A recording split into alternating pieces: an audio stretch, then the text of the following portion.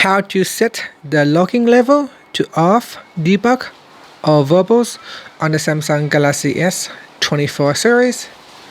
First, tap on the home button to go back to the home screen, and from the home screen, swipe down at the top, then tap on the settings icon. Next, from the settings page, scroll down to the bottom and then tap on developer options.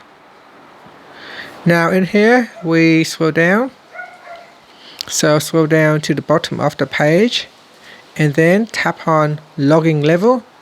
From the pop-up you can select off, debug, or you can select verbose. And that's it. So select one of the available options in here and then tap on the home button to return back to the home screen. Thank you for watching this video. Please like and subscribe to my channel for more videos.